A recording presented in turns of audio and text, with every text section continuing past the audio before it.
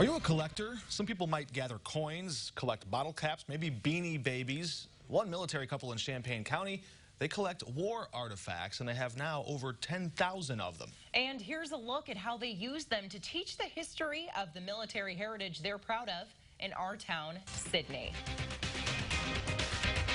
He was also a member of Gerson's Raiders. Gerson was a man who immigrated from Pennsylvania. This room in the American Legion is covered top to bottom with military memorabilia, spanning decades, several wars, and showcasing countless people.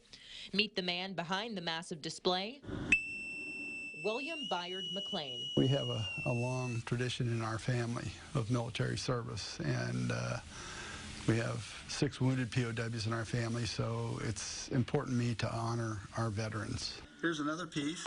Now this one's got a U.S. button on it. McLean arranges the pieces of his collection carefully, including rare finds like pieces of the USS Arizona. He's done this so many times through various school, ROTC, and other presentations. That's called a driving band. He's got it down to a science. It's just born in me.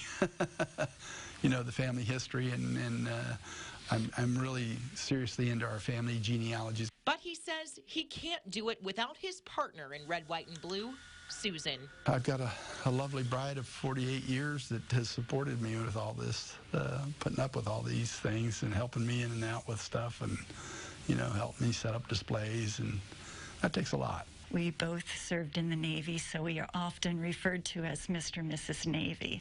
I kind of like that. Just like Bill, her devotion to this hobby is devoted to her family, especially her father, who was a prisoner of war. You know, he was emotionally, physically, spiritually never the same man again. And he spent more time often at the VA hospital in Danville than he did in our own home in Tolono. He's included as a part of Bill's mini museum. She says it's not just for their own families, though. They want to help educate as many people as possible about the intricacies and rich stories behind the wars they read about in textbooks.